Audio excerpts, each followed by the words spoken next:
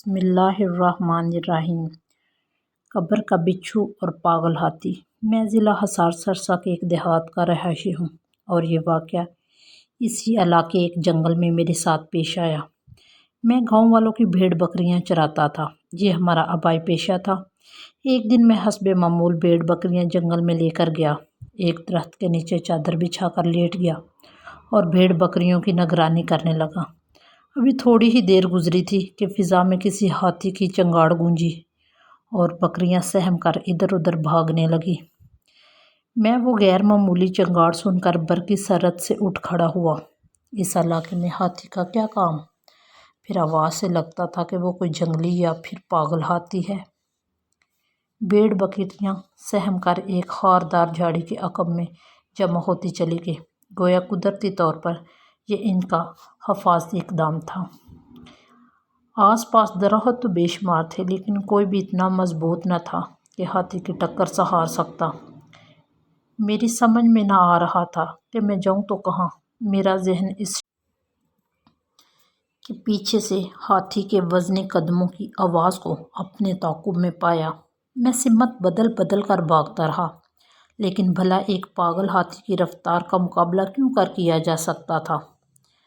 سیاہ عفریت موت بن کر کسی بھی لمحے میرے سر پر پہنچ کر میرا کچومر نکال سکتا تھا۔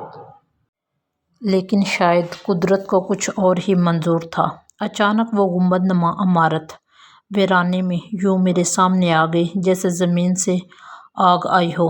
بظاہر وہ مندر یا کسی مزار نما عمارت کا گنبد تھا۔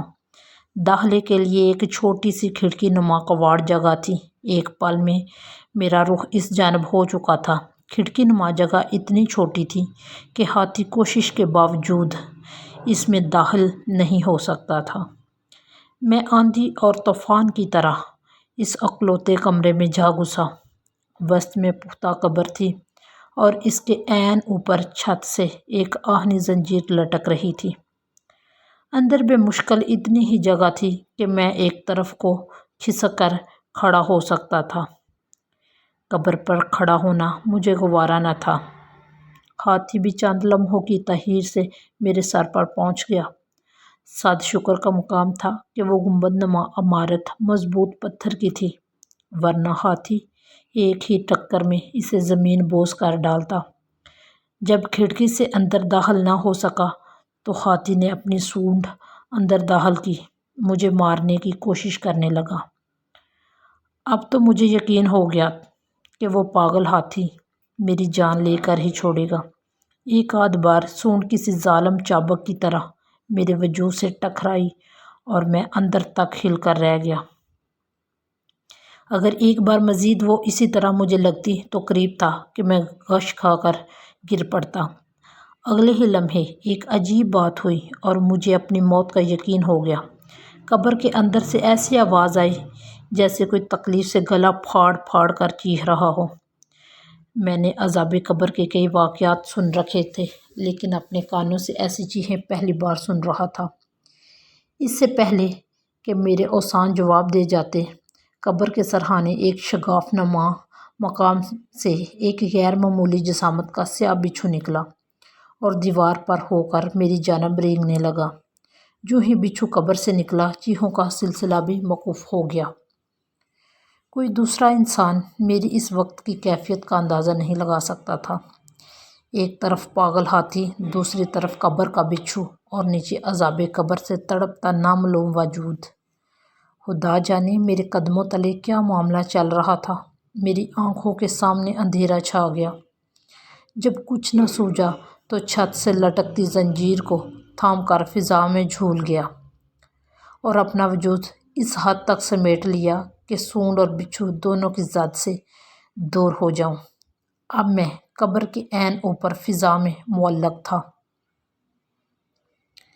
جیسے ہاتھی کی سونڈ چکر کاٹ کر دیوار سے ٹکرائی، سیاہ بچھو اس کی زد میں آ گیا۔ معلوم نہیں بچھو کا کیا بنا، لیکن اگلے ہی لمحے ہاتھی بے دم ہو کر زمین پر آ گرا۔ تھوڑی دیر تک فضا میں ہرہراہٹ سے گونجتی رہی اور پھر ہر سو موت کا سکوت چھا گیا۔ بچھو کا بھی نام و نشان نہ تھا۔ شاید وہ سونڈ لگتے ہی گر کر واپس قبر میں جا گھسا تھا۔ اور ہاتھی اس کے زہر کی تاب نہ لا کر جان سے ہاتھ دھو چکا تھا۔ جب مجھے یقین ہو گیا کہ ہاتھی مر چکا ہے اور اب نہیں اٹھے گا تو زنجیر چھوڑ کر نیچے اتر آیا۔ جو ہی میں نے کھڑکی نما راستے سے باہر نکلنا چاہا تو مجھ پر یہ انکشاف ہوا کہ یہ ہاتھی یوں آڑا ترچھا پڑا ہے کہ مجھے اسے پار کرنے کے لیے اس کے اوپر قدم جمانا تھا۔ تمام تر خوف کے باوجود میں اس مقام سے دور جانا چاہتا تھا۔ اس کے لیے مردہ ہاتھی کے وجود پر سے دم جما کر گزرنے کے سوا کوئی چارہ نہ تھا۔ ہاتھی کا دیو ہیکل وجود اس قدر ہیبت ناک تھا کہ اس کی موت کی یقین ہو جانے کے باوجود اس کے اوپر پاؤں رکھنے کی مجھے ہمت نہ ہو رہی تھی۔ چاروں ناچار میں نے ہمت مجتمع کر کے اس پر پاؤں رکھا اور آگے جانے کے لیے دباؤ ڈالا ہی تھا کہ میرے پاؤں اس کے وجود میں یوں اتر گیا جیسے گوشت پوشت کی بجائے ہاتھی کا وجود موم سے بنا ہو۔ اگلے ہی لمحے میں اپنا پاؤں گھسیٹ کر ایک ہی جست میں اس طرح ہاتھی کو پار کر گیا کہ میرا دوسرا قدم اس کے وجود سے مس بھی نہ ہوا۔